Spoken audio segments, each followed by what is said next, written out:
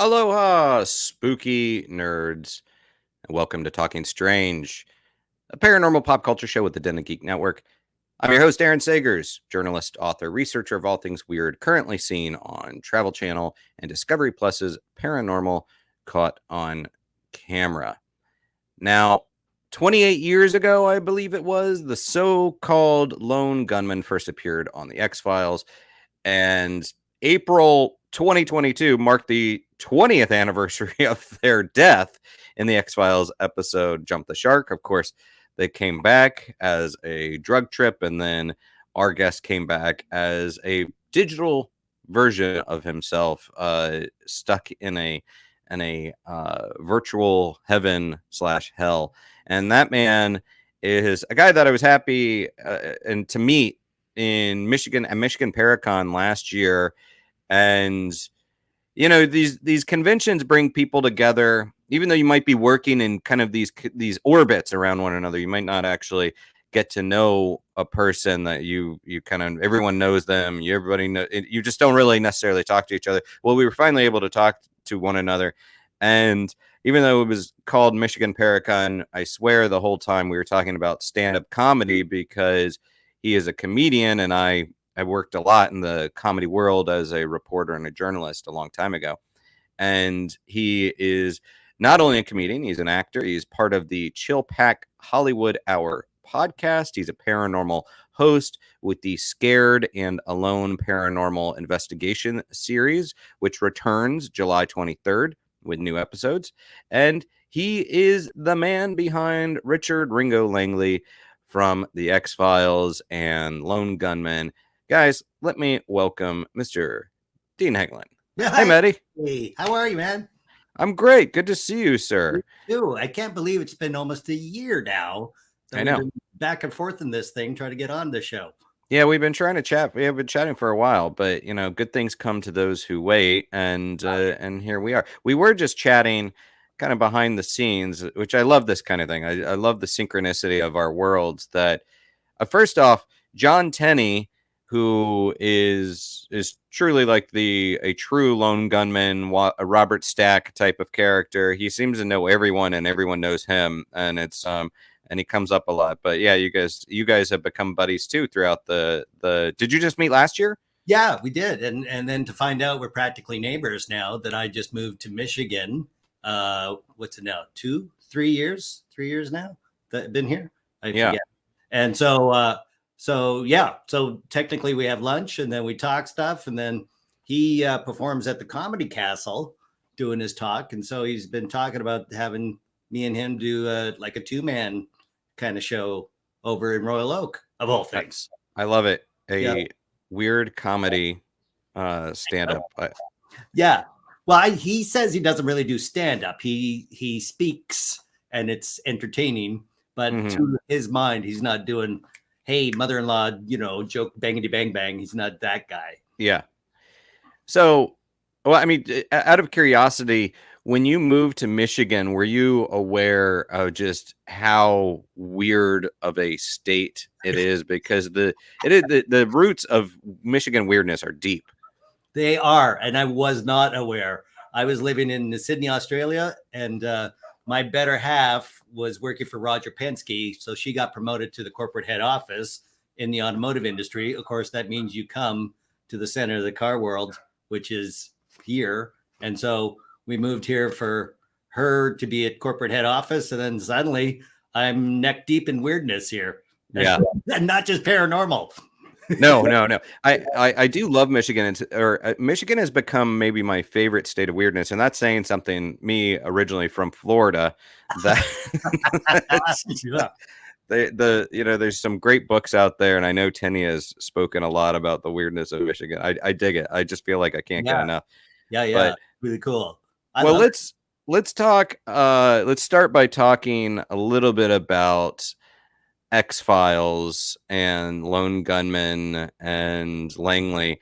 So I guess the first question right up front is, have you heard anything about more X-Files? Is there any chance of it coming back that you've heard of? Not that I've heard of. I mean, I read the same interviews that everyone else gives, and Gillian then said, I'm not going to do any more X-Files until there's new writers. And, I guess that makes sense. Vince Gilligan's gone on to a huge career with Breaking Bad and Better Call Saul. Frank Spotnitz is over in Europe now, working a lot. And, so yeah, you would want kind of a new team to come in. And so how do you build that and have that ethos and have that same through line in terms of writing quality start up again? Like, it was like lightning in a bottle when they found those 4 guys and Chris Carter all came together. So that's a huge stumbling block right there. So unfortunately, the Lone Gunman series was canceled all too short after 13 episodes, I believe. But yeah. Oh, yeah. That's Vince. And Vince Gilligan was the main writer on that. That's one of his big showbiz regrets. That game. Yeah. That's one of his big showbiz regrets. Yeah. He said that on our podcast that, he would love to somehow figure out to resurrect that show now, like in present day. Yeah. So, I mean, that's interesting because do you feel like, I was thinking about this and I almost had some hesitation about saying Lone Gunman in promotional stuff, because obviously it's the name of the character group and the show. Right. But have you thought about how throughout the years, Lone Gunman, I don't know, conspiracy theories, we went from kind of fringy fun but it's still not being overly scary or present. And now we're in this era where conspiracy theories, some people are taking them way too seriously, way too real. And they're also, it's poisoning people's minds and spreading very fast. Have you thought about that? Yeah. Like, what's my responsibility for initiating QAnon and all that sort of thing? And, we did a documentary called The Truth Is Out There, where I had a film crew follow me around for a year to all the conventions and around the world as we talked to a lot of these guys. And that was 2009, right? So what, 15 years? Everything that they were predicting, none of it's come true. Like none of it, except Jordan Maxwell. He's the only one that foresaw a rise in authoritarian fascism across the world. And he saw that through images like, Abercrombie Fitch advertising and stuff like that. So he put together quite a thing. So one guy out of all of these conspiracy theorists sort of nailed it on the head. That said, it was, a journey into finding investigation. Like these were guys who had PhDs and degrees and they were research analysts. And now it's just sort of, I can spend all day on YouTube and suddenly I'm a researcher. Well, that's not quite the same thing, right? So, Facebook scientist, the Facebook scientist, being a Facebook model, right? It's the same thing. Yeah. For you, something that I always appreciated about the Lone Gunman was that they were the nerd heroes, sort of like you said, the PhDs, the experts and everything. And it's something that I still love about, let's say, Doctor Who, or there's certain pop culture that speaks to you because it's like, oh, they're one of us, I'm one of them, they're the nerds. Have you, aside from maybe the people that have gone a little too far into the conspiracy realm, talk about how you feel like these characters have impacted people as you move about the world, going to conventions and interacting? What are they saying to you about these characters that have now been, according to canon, dead for 20 years? What do they say to you about the impact of the Lone Gunman? Well, particularly Langley was a computer nerd. And they said, thank goodness you weren't wearing your hair greased back and the hormone glasses and a pocket protector and your shirt buttoned up. Because up till the Lone Gunman in the X-Files, that was the portrayal of a computer nerd, right? That was the nerd look.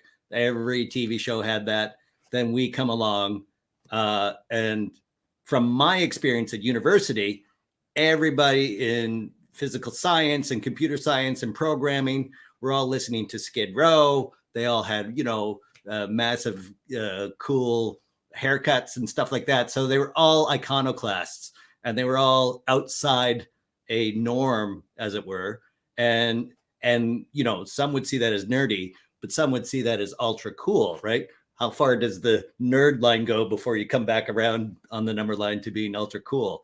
So that was sort of what I was thinking when I was portraying Langley, is like, no, I'm connected to, and the Ramones t-shirt and all that sort of thing. And that was kind of written in, but that sort of escalated till now. Every TV show has that, right? I mean, NCIS, they're, all their nerds are cool as heck, and so on and so forth. So it became the next wave of a trope, as it were.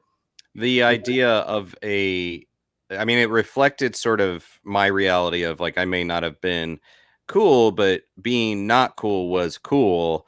And I mean, what is cool anymore? I don't even know what. Right?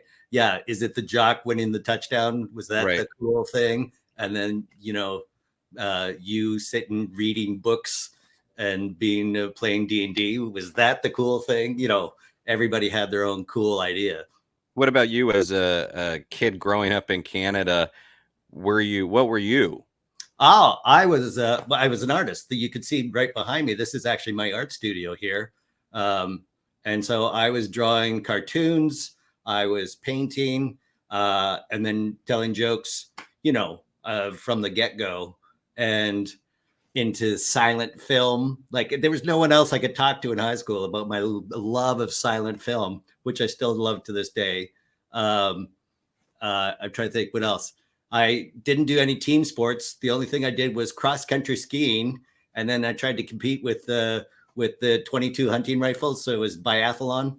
You ski, 5 kilometers to a target, and then you shoot it, and then you ski back, and then it's based on how well you hit the target and your time. Yeah, so that's pretty nerdy. That's like, I love that competition just because it's like training to be a James Bond villain. It's the skiing and then the shooting. That's right. That's the Nordic countries, right? That was their snipers on skis. Do you? So you guys returned in character form in sort of the drug trip, I believe, in the season 10, and then you came back in virtual form in 2018. Were those returns satisfying? Coming back as Langley, was that a satisfying return, or do you still want more? Yeah, well, you want more, but it was satisfying for me because I was living in Sydney, Australia at the time. So they had to fly me first class to Vancouver. And originally for that season 10 one, they said, okay, we're shooting at night and your plane lands at 3. So we'll just take you from the airport to the set. And then once you're done, we'll just take you back to the airport and you just fly back to Sydney. I was like, what? Well, yeah, I'll be in like 12 different time zones inside of 38 hours. And that's crazy. So then they spread it out that they shot. It originally was going to be on a Friday, and then it went to Monday. So they flew me in for the weekend. Yeah. Their hearts. So yeah, I know. So that was their original plan, though, was to just get in there, burn you out, and get out. So, but in terms of satisfying, great to see everybody. It was like a high school reunion, and yeah, storyline. It was I call it more shaman trip of the mind as opposed to drug trip, but to keep us alive in the universe always, we never thought we were part of the universe till like season 3 anyway. We were only just day players that just kept coming back, and if it wasn't for the early use of the internet, I don't know, we were one of the first shows that the producers would lurk on news groups, and then they would see how popular the Lone Gunmen were, and the people were going, this proves it. This proves Chris Carter and everybody is lurking in our site. And sure enough, they would take lines from the site and give them to us to say in the show, and then the internet would just blow up. And this was one of the first relationships, that close relationship between fans and producers that ever existed on television. Yeah, it is crazy as characters that could come in for maybe a one-off to grow into, I think I counted something like 40 episodes. And then that's aside from this series, the standalone series as well. And then the movie, and that you guys just cemented such a spot in pop culture and in that show. I know, it was wild. We didn't have any idea, nobody even said it at the beginning. because it was the first season of the X-Files. Nobody was watching it then, except the Ramones. And, and that in itself was hilarious because my character wrote, it was written, he's wearing a Ramones shirt, right? And so legal had to contact the Ramones. And the Ramones, being the Ramones, going, nah, wait, we want to watch it first. Make sure it's a good TV show before we say yes. So they watched some episodes and they loved it. Holy smokes. And in fact, they loved it so much, they would play at CBGB on a Friday night first. They would go on first so they could get home to watch the show. And they didn't care. Like, so people would come like at 10 o'clock going, when's the Ramones on? Oh, they were on at 7. They're like, what? So towards the end of Joey's life, he got cancer. And he said that all the last things he did was just watch Lone Gunman episodes and the spinoff.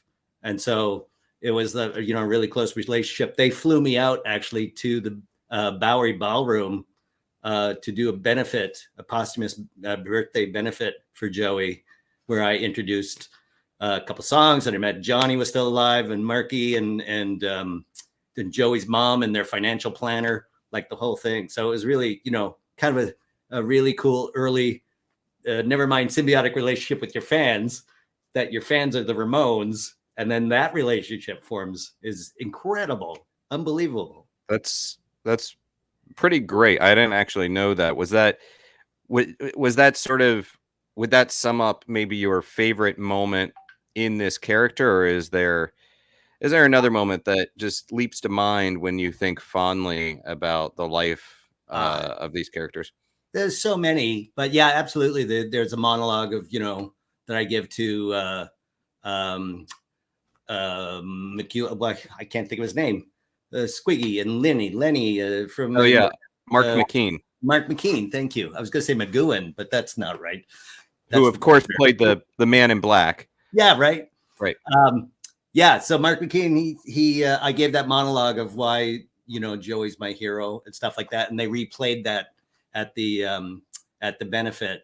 And so that's one of the great moments. There's so many, and then doing the conventions in the height of the show, they did a 10-city tour called the XFiles Expo, which had like 25,000 people per convention, and I performed at all of them doing my improv stand-up thing.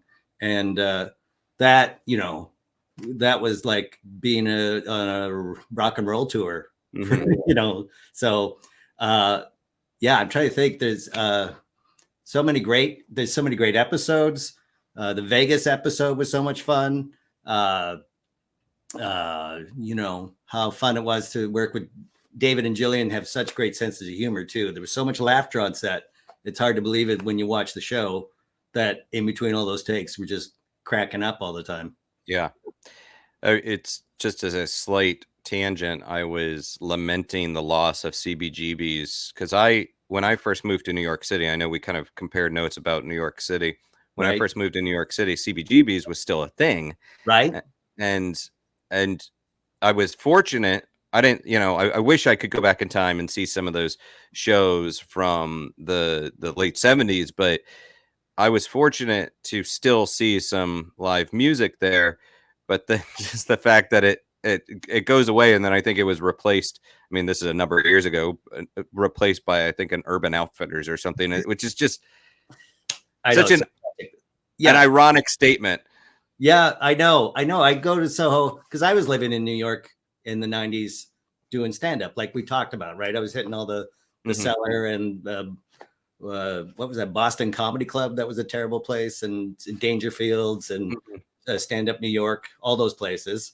And even the comedy, what was that one? The not the Cellar, the one just opened on 23rd Street. It was 30. I forget the name of it, but because there's multiple throughout the city. But right. Yeah, this one just opened, and I was working there all the time. And then to go back and then to see it all just like kind of homogenized into like an outdoor mall almost of all your, all Urban Outfitters and Gaps and all that crap. I know I'm gonna just sound like an angry old man here, but I do recall just the moment of like, and I was actually a younger guy then, like recall the moment of irony when it did become the Urban Outfitters, and then I think they sold a Ramones shirt, or they probably sold a CBGB shirt too, a vintage style shirt of the venue that they overtook. The irony, the Irony. irony. Oh Yeah. my God, that's so funny. So let's talk a little bit about your interest in the paranormal. You, of course, hosted Ghost Adventures Live. That was in 2009, I think, at the Trans Allegheny Asylum. But Yeah. where did your interest in the paranormal or your connection to the paranormal as a profession, was that simply an outcropping of an extension of the Lone Gunman, or was your interest in the paranormal, did that precede the Lone Gunman and X-Files world? Well, I like ghost stories and that sort of thing, but I never, I didn't even realize this was up in Canada, that there was even, professional ghost hunters that go on. It was just everybody had a crazy ghost story, or this house is haunted, or, oh, don't go over there. And, people have seen things, so on and so forth. But it was with the X-Files that you then get connected, particularly people who connected to the more ghosty episodes that then came out going, oh, we're professional ghost hunters. Oh, this is that sort of whole subgenre of entertainment out there. And so from that, it was like, oh, this is fascinating because, not necessarily believing in ghosts, but even just mathematically, there's 11 to 13 other dimensions other than these 3 to 4 that we can experience with this meat bag that our consciousness holds, right? So it makes sense that there would, what we call paranormal at the moment is merely our inability to have devices that can measure or record these other 10 to 12 dimensions that we know exist mathematically, but we have no other way of finding or hearing or seeing it. So that to me was like, oh, this makes a logical step in just science, basically. I agree. I also, I view ghost stories as just, I mean, storytelling is just powerful, and it's a way of keeping history alive and Right. and continuing on. It's a way of like spreading historical and sometimes accuracy and a lot of times inaccuracy, but it's a powerful thing. Right. Did you, because you're an architecture nerd as well. I am. That's another aspect. Yeah, I didn't know there was such a term as architectural nerd. I thought it was just more like, of all the arts that I do, I often paint urban scenes. That's my sort of urban landscapes. So you get to see what the architect was thinking as you are drawing and painting these buildings. And then you start to learn, here in Michigan, Albert Kahn is a huge, technically he's from the Bauhaus school of architecture, and yet he didn't communicate with anyone in Europe. He just went out and did the very fundamental principles on his own, not realizing that there was a whole movement in Europe about that same thing. So, that kind of thing makes me, I guess, an architectural nerd. And you gave tours of the downtown LA theater district. Yes. Right. Oh, architectural tours. Yeah. I was a tour guide when I was living in LA. I kept my place there, but it's so hard to then organize a tour when you're just in town for a week and stuff like that. So yeah, I would give tours of basically Broadway still has approximately 11 original vaudeville houses and the architects behind them. And some of them are hidden now, like they have stores where the lobbies were and stuff like that. But some of them are fully restored. The most recent being the Apple store that opened up at Broadway and 8th.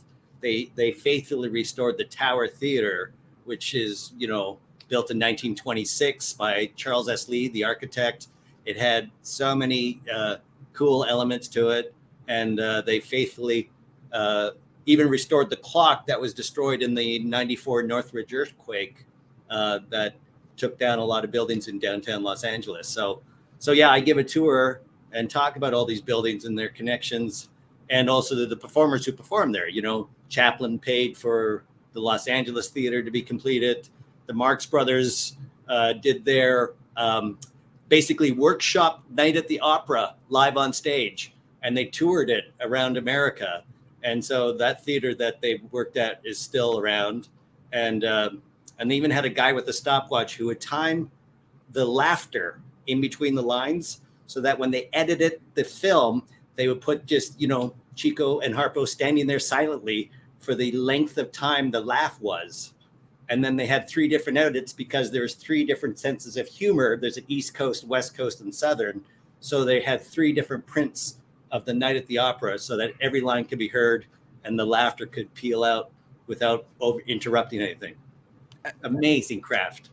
And I mean, yeah, I mean, like first off, I mean, I do like it.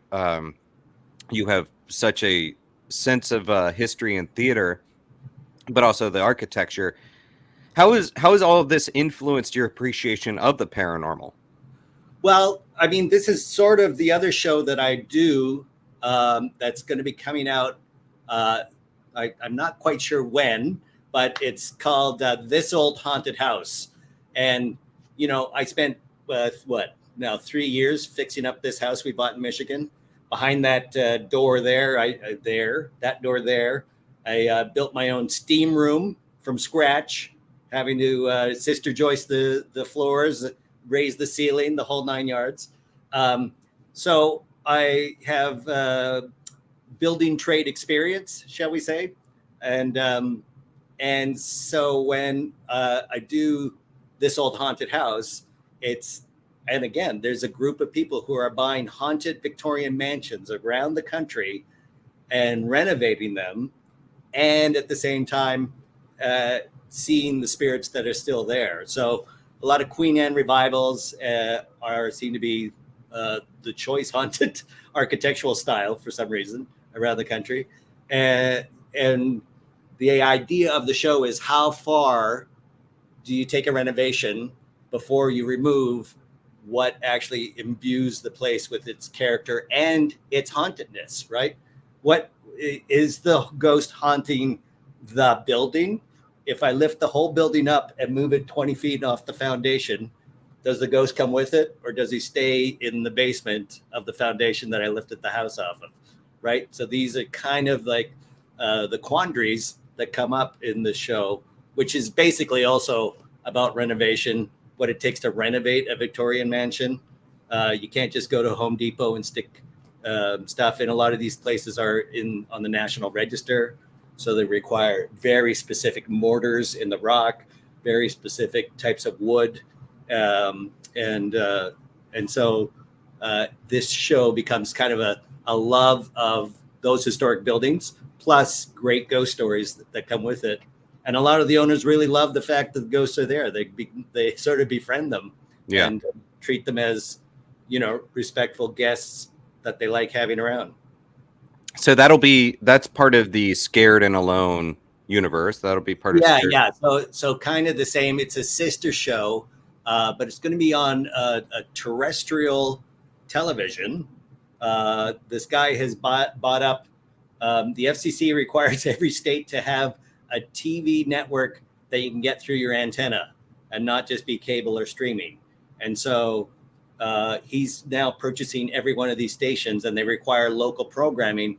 And luckily, every state has some mansion that is haunted, that has some new owner that is renovating it. So basically, we're going state to state, talking to these owners, and they all sort of know each other. So they're all sort of sharing tips and tricks, and where do you get, restored stained glass that doesn't have the lead in it and all that kind of thing. So It's kind of a fascinating show called This Old Haunted House.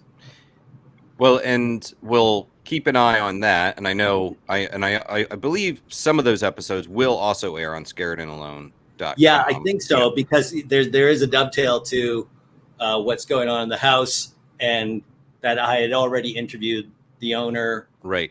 And so I know all about the history of it.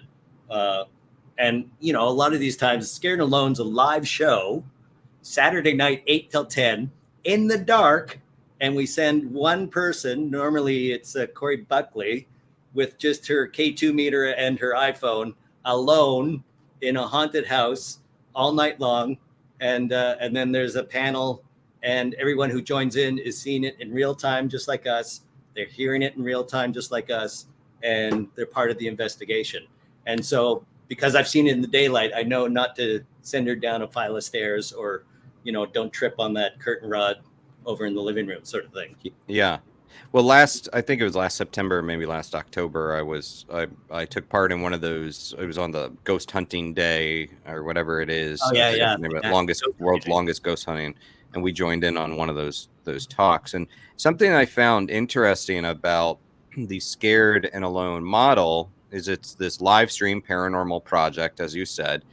And you have this panel and you have this investigator in a location, but you also interact with viewers, correct?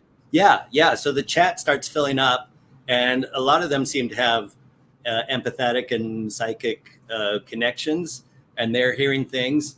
And also, the remarkable thing about this show is these ghosts have an electrical energy to it. And so every one of us, and even people in the chat, start experiencing odd electrical phenomena in their computers. Like, all my hard drives ejected at once at the top of the show. And then my robot vacuum just started up on its own, like way out of its time zone, just started vacuuming in the middle of a show. Like, how would that happen? And so now I have a haunted robot vacuum, and luckily my hard drives reconnected and they didn't get damaged. But other people have experienced that kind of thing too. So it's it's one thing to watch it in your couch and watch a recorded, ghost adventures that it's edited, and oh yeah, that looks scary. But it's another thing to be in your room by yourself with the headphones on, hearing what we're hearing, seeing what we're seeing, and then also, your monitor starts fuzzing out, or you get kicked off the internet for some reason. Like, all of these things freak everybody out. Freaks me out. It is technically the scariest show I've ever done. Well, you say scary, but you have a very tidy ghost that decides to pop in. It just doesn't. Yeah, sees the mess of this place, going, I gotta help that guy. Holy smokes, run the vacuum, you idiot. I'm not trying to haunt him. I'm trying to help him. I know. Wouldn't that be nice? I would love that spirit to hang around this place. It's something I appreciate about it as well. So I remember when I first started doing some of these TV shows, I don't recall if the Ghost Adventures Live did it, but 15 years ago, they would try to do these live paranormal investigations, and they would have a chat room because, of course, we had the internet at that time, but it was not quite what it is now as far as this live stream feed. So there's that element to it, but this show, Scared and Alone, also pulls in some of those early MTV fear type of things where you kind of get that palpable sense of someone being isolated and freaked out. So that creates a nice vibe. Do you feel like Scared and Alone pulls together all of these elements of what paranormal shows and spooky shows had been trying to do in the past, but maybe limited? And I think we really stumbled on it, particularly on that International Ghost Hunting Day. That's sort of the first time we all came together as a group, and sort of like the chemistry was there. As somebody said, we're like the real live Scooby-Doo team. Like, and I'm apparently Shaggy. I don't even really appreciate that, but whatever. And so yeah, when you have Corey, who we call our ghost bait, by yourself freaking out, and there's nothing you could do to help her, but you also see what she's freaking out at, and you hear like noises or footsteps or the door moving or whatever. You are terrified that you can't help her, and you are also terrified because she's so terrified. And half the time she runs to the car as soon as the show's over. When I say goodnight, the next thing you hear on your headphones is her beelining it for the car to get out of that house. Interacting with these people. I mean, not really coming to this as a paranormal investigator, but having been doing work within this genre and interacting with like researchers, other investigators, and everything. Have you developed certain theories about what all of this is? I mean, you mentioned sort of the mathematical probabilities of what is going on, but have you developed any theories about why one place might be haunted and another place may not appear to be haunted, or whether or not a haunting burns out over a certain amount of time, or anything like that? Any theories that you've developed over time working in this genre? Well, there seems to be a real emotional connection to the spirit and the building, particularly when you know the history of some of the places. For instance, there was a house, I think it was the Burn Bray Mansion, that had a elderly couple who were renting in the upstairs room. And when they bought it in 85, the couple were worried that they were going to be kicked out of this place, even though they were paying rent. And the new owners who we talked to said, no, you can stay, thinking, they're elderly. How long is it going to be? And they stayed for another 20 years there, and they would play chess in the window. And they were from the Ukraine. So we played a Ukrainian ballad in the ghost hunt. And then the K2 meter went to the beat of the song. And it was like, oh, right. You still are in love with this apartment, even though you moved on. So there seems a lot of what the haunting has to have an emotional component to it, to have that, whatever we call it, electrical dimensional jump happen, so that they're either clinging on to what they had, or they're still, madly in love with these Victorian Queen Anne mansions that they spent their lives in.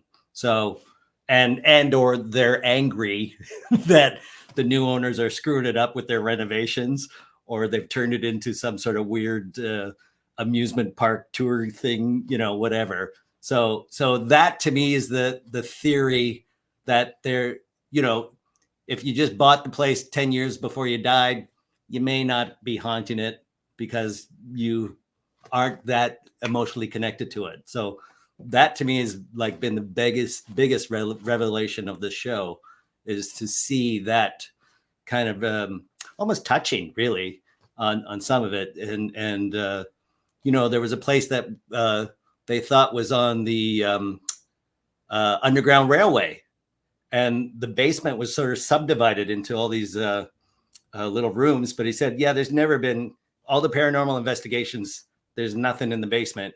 And then we went down there and played a song that was used, apparently it was like a folk song used as a messaging system, that it was safe to come out to get onto a boat to go to the next place. And all of a sudden the K2 meter was going off, and like these ghosts were in hiding still, waiting for a boat to come down the river to take them to the next station on the Underground Railway. So even that had like such emotional resonance in the show. So it's not just being scared, it's also connecting to the history and what these individuals went through when they were living there. Well, you're the host of Scared and Alone. You're driving this car quite a bit.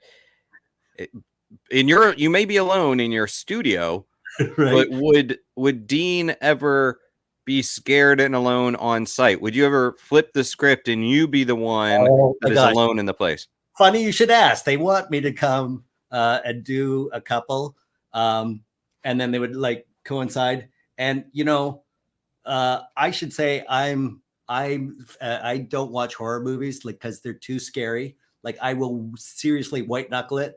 My girlfriend loves horror movies, but every time we go and see one, she says, "Don't hold my hand because you always break my hand at the slightest jump scare." Like I'm gonna like, oh my God. So yes, they've asked me. I'm resisting, but there will be an episode, and that one probably will lose its plot because I'll just be the first sound. I'll just run out the door. So yeah, I'm ashamed to admit it, but I think, I'll have to really mentally gear up before I get into a house. I don't think there's any shame in that. I was doing this event at the Belvoir Winery in Missouri a couple of weeks ago. That was Kansas City, or in the Kansas City area. Yeah. And the shtick with these paranormal events, this was a Strange Escapes event with Amy Bruni from Kindred Spirits, and oh, yeah, and the shtick with that is that you do the talks during the day, but at night people do the ghost hunting, the investigations with the speakers and the celebrities and whatnot. And so you get a new batch of attendees through every hour or so. Well, there was a point when I was up there alone and there was some sort of miscommunication, so I didn't have a group, so I was just up there alone in this spooky place. And I am not easily freaked out, I'm not easily spooked, and this is part of the gig, part of the job. I'm used to being in these locations. But man, I was up there alone and it felt like the building was coming alive and weird noises were emanating, and sure, it could just be settling or pieces of old ceiling tile or whatever falling down. But then there's those other sounds that start and you're like, all right, yeah, okay. I know. And you're like, okay, how like, where's my level? Yeah, because I would do comedy on the Queen Mary during the ghost hunts that Dave Schrader set up, right? And because the lower decks and even under the hull, where there was all sorts of activity, could only take like maybe 100 at a time or so, and 200 would come. I would entertain the 100 upstairs, and then they would swap it out, sort of thing. And so one year I'm doing that, and I'm like, I don't want to drive all the way back to downtown LA. Why don't I just take a room in the boat, right? Because it's converted to a hotel. And they give me the lowest deck at the engine room door, and that engine room is where that 19-year-old kid was crushed, and he still can be seen whistling in his overalls. And so I get into that room, and it's so cold, and I can't turn up the heat, and I turn on the TV, and there's a fog between the TV and the bed, which is only like 8 feet, and it's got this old bathroom, and then you hear the creaking, and you're under the water line of and it just one thing, just like that, one thing after another. And then I just got my car and said, and then I drove home, and then came back the next day. Oh, it's so embarrassed. I didn't have that luxury. With the last Queen Mary event I did was in 2019, and I was flying out from New York, and I don't know whether it was weather or whatever, but it was supposed to be a fairly early flight so I could get on the board early in the day, on aboard Queen Mary early and just hang out. But instead, it ended up being such a delay that I didn't get in until it was something like 2 a.m., which was 5 a.m. East Coast time for me. My God. And I got to be on the next day. I got to be ready to interact with folks and do talks and whatnot. So I go check into my room. I'm just ready to pass out. And I slip into my bed, and then I'm a side sleeper. I was sleeping on my side, and I feel next to me the sheet lift and a weight move in, like settle into the bed next to me. No. And I just had to be like, I ain't got time for this. I need to work tomorrow. It is late. It's 5 a.m. my time. You didn't even look over your shoulder to see if there was somebody there? I just said out loud, I'm like, you got to go. And because the thing about looking over your shoulder is you don't know what you're going to see. Well, and yeah. So I was just like, and then after I said that, there was a beat, and then the sheet kind of just settled down, and whatever the weight was dissipated. But it kind of speaks to the fact that when you do this stuff as a job, there's the job portion of like, I'm talking at a haunted location, I'm doing stand-up at a haunted location, but then there's the other half of it where it's just you in your room, your stateroom or your hotel room or whatever. And you're like, oh crap, what did I sign up for? I know, right? I know. And because I'm like terrified at horror movies anyway, like it just it's easier on Scared Alone because it's always, someone else. And also, the team I'm with David P. Sloan, the Richard L. Lillard, the gentleman psychic, where he paints a picture of what he's psychically transferring from the building itself. And then we rotate through different, Michelle Lely has her psychic dolls. She has a crazy doll collection. And a lot of these Victorian places apparently get dolls mailed to them. Yeah. Turn of the century dolls that are often imbued with the spirit of the grandmother's doll, who it was or whatever, and the owners find it too creepy, so they send it to these houses. So a lot of the time there's those connections as well.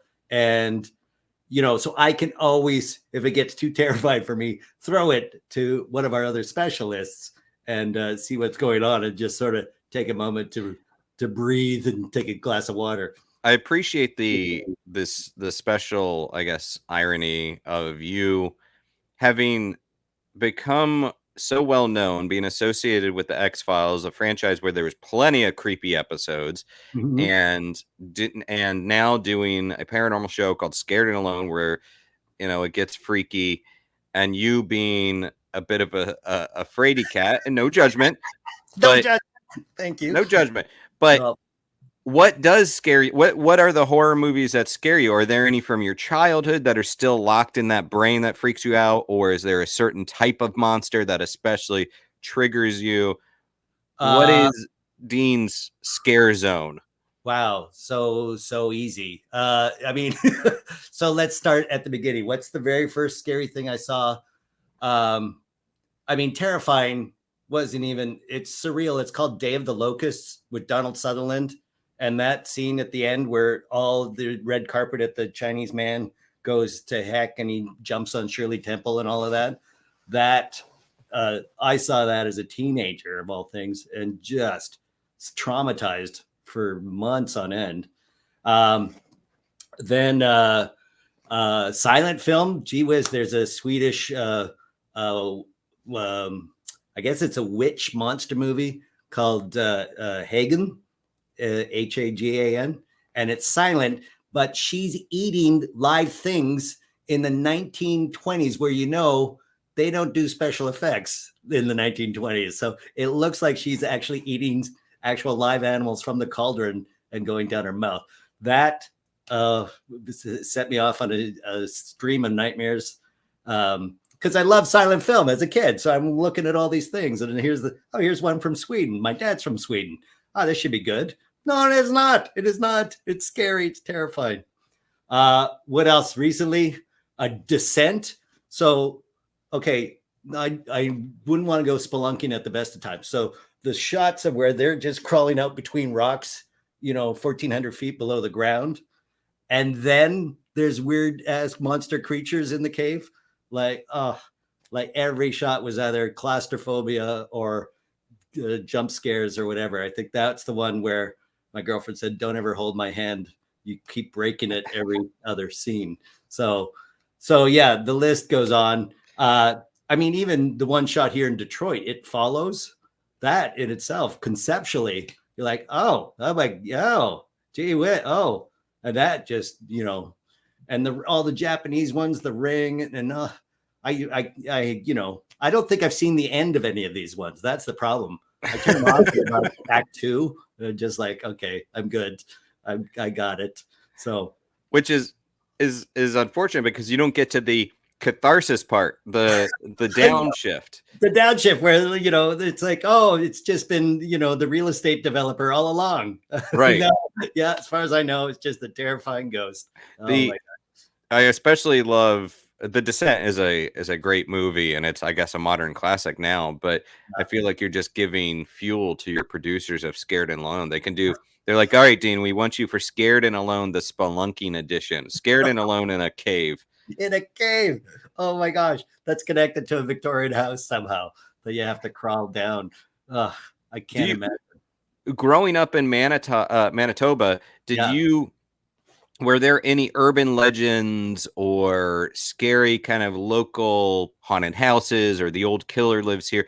Any lore that was very local to your upbringing that was your local boogeyman?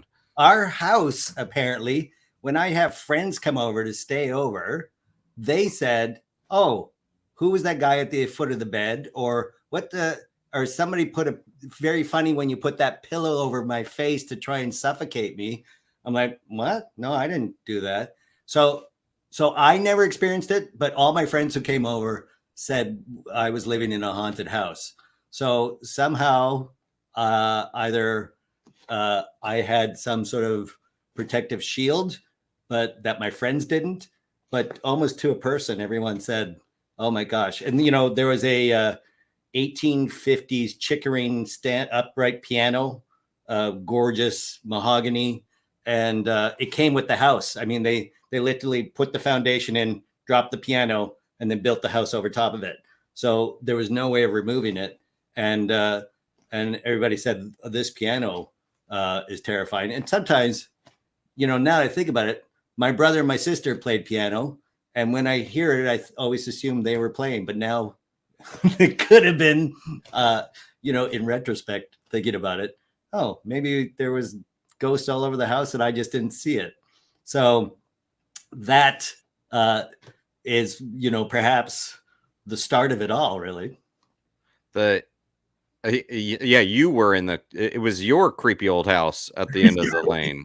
At the end of the lane. It was me all along. See, that's one of the horror stories. It was me. Ties it back to Shaggy and Scooby-Doo, I guess. Totally. Or the others, right? Oh, right. Yeah. That was a great movie.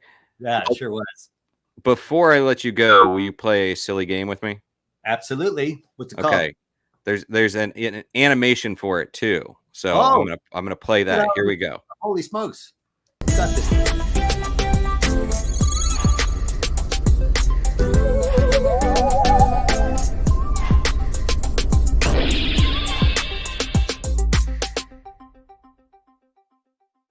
Fantastic. The game. Did you do that? No, we have people on top of it. Excellent. This is discover, debunk, destroy. Right.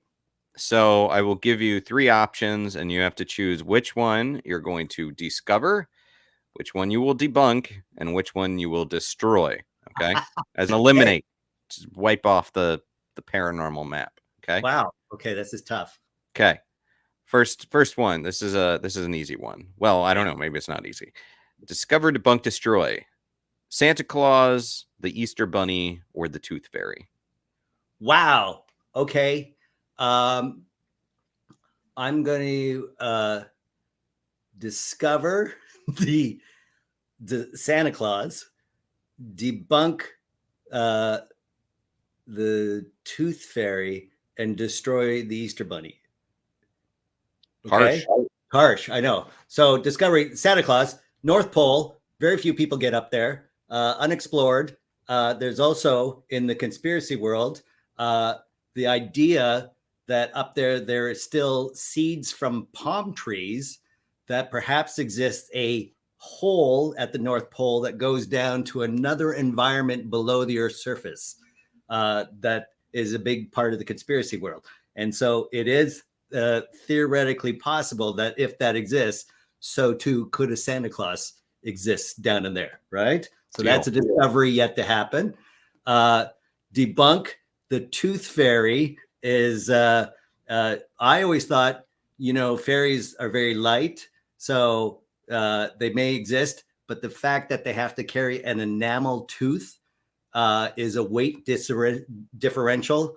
Plus, the carrying the cash, like a quarter or a dollar, that weight differential between a tiny fairy and a heavy enamel tooth and cash, that says it can't exist in the same realm. So that's the debunk. And the Easter Bunny, Jesus was nailed to a cross and there was no bunny in that story whatsoever. So get those are 2 different stories. Right. Get that right. I like the thought behind the Tooth Fairy, especially because with inflation now, they just got to carry more cash. I know. And how do they do that? I mean, they're not an ATM. Well, how it's theoretically ridiculous, even if fairies exist. I'm saying there may be a Tooth Fairy, but the idea of carrying cash and picking up all that enamel is outside their weight wing differential potential. All right. Dynamics as I do. You nailed that one. Here, I'm going to give you another one. Let's say zombies, vampires, or mummies, as in animated mummies. The animated mummies, right? So destroy zombies, debunk mummies, and discover vampires. Okay, so reverse order: zombies. ridiculous. They're dead flesh. We have parasites, worms, crows, hawks. They all eat, dead material. This is how nature works.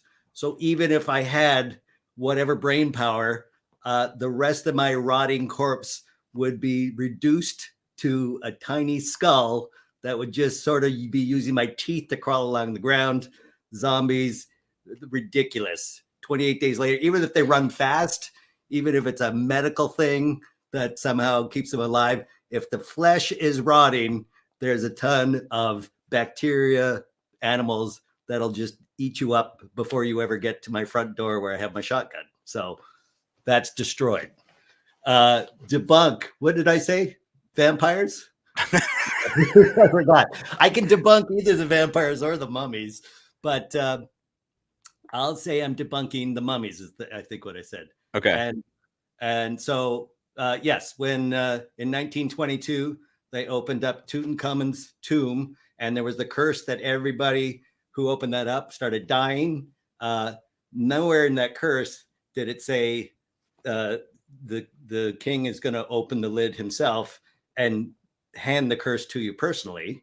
So I think probably the rarefied air of a sealed tomb for 2,000 to 4,000 years would make you hallucinate that lids are opening and people are coming up. But I don't think, and again, it would be the same thing, right? A mummified body walking around would eventually be eaten by all the same things that eat the zombie. So right there. And discovering vampires, I would love to go to Transylvania. I think the idea of the undead, is it the undead? I guess they are.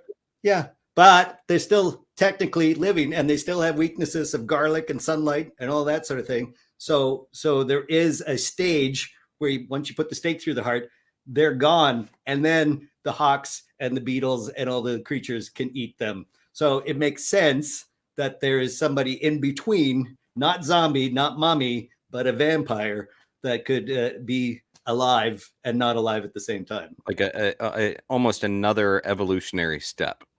Exactly. Yeah. The evolutionary of the Schrodinger's cat. He's alive and dead at the same time in the coffin until you open it up. I do like your reasoning for the mummies as far as hand-delivered curses, because I would almost prefer because that means I would just never be home. It's being served papers, like it's just like, and the mummy just like, when's this guy showing up? Yeah, like, he's never here. Oh my! Been waiting around for 1,000 years. Where's this guy? I got the papers right here. Yeah, you've been served a curse. I will give you one final one. You've been nailing it. I feel like you're killing it. And this is somewhat XFiles appropriate, but gray aliens, reptilians, or Nordic aliens. Okay, discover Nordic aliens. Debunk gray aliens and destroy reptilians. Okay, so Nordic aliens. Have you been to Scandinavia at all? There is a lot of alien culture there, and I could say that because all my cousins live in Stockholm, and so the idea that they were transplanted from another planet and started eating pickled herring. Pickled herring. Who on earth eats pickled herring except Scandinavia? That makes no sense. Right there, that fact alone is a Nordic alien discovery, a truthism, as it were. Then the gray aliens. So that's the most common as seen on TV. And you would think that trope came from somewhere. So it is theoretical that of the aliens coming down, it would make sense, particularly if you are from a planet farther from the sun, that you would need a bigger head with larger eyes to take in that light. So even that physiologically seems like it could be a thing. And then, but reptilians, here's the problem. Cold-blooded, and they're supposed to be signaling each other across. The reptilians smell with their tongue. So if there's any signaling, it's just there would be people with their tongues hanging out, and those people are called dogs. So right there. I've seen a lot of open mouth chewers though, or mouth breathers. Oh my gosh, I had forgot about that. That's true, right? I guess I haven't been traveling as much lately, so I don't know if that's increased or decreased. So wait, you're debunking the reptilians? Are you destroying the gray aliens? Or I think I just accidentally destroyed the gray aliens and debunked the reptilians, even though I thought I was going to do that in reverse. I think this may be a fail on the final one. I mean, the logic behind it is I like it, even if we don't know who's surviving out of this trio. But yeah, but you know, I do like the logic. Dean, where can people follow you and keep up with you, and also listen to the Chill Pack Hollywood Hour podcast? Can't forget that. Yeah, that's right. Yeah, so that podcast we talk about celebrity deaths and school closures and whatever the hell else, production meetings on the air, basically. We are go up every Monday. We're at chillpackhollywood.com, spelled CHILLPAK, Hollywood.com. And wherever you get your fine podcast at. You can see me Instagram, Dean Haglund, Twitter, D Haglund, Facebook, Dean Haglund. Where else do you see me? Scared Alone has its own YouTube channel. Just go to Scared Alone on YouTube and subscribe, and then it will give you a warning when we're going live, which will be starting July 23rd. That's right. And so Dean, excited. Scared Alone, yes, live stream paranormal investigation, where you out there as the viewer get to experience what it's like to be in some of the world's most haunted locations. Saturday nights, coming back July 23rd on scaredalone.com, Facebook, Twitch, YouTube, all over the place. Yeah. Dean, I want you to hang out backstage, and I will be right back with you. But thank you, my friend. Thank you for joining. This was a lot of fun. It really was. Thanks, Aaron. And I'll see you in 2 seconds. We're going to talk more weirdo stuff backstage. Fantastic. All right. And guys, thank you for joining. Don't forget to I can't say it. The thing you have to do is subscribe. Don't forget to do that. And download each week on Apple Podcasts, Spotify, wherever you listen to podcasts. Check out our Talking Strange videos as well at youtube.com/DanaGeekUS. I want to hear from you. I would appreciate it. I like hearing from you. Send some spooky stories. Give me some weirdness. Do that by @AaronSagers on Instagram, Twitter, and Facebook. Also, I'm available on Patreon, and you can contact us at Talk Strange Pod on Twitter. Until next time, be kind, stay spooky, and keep it weird.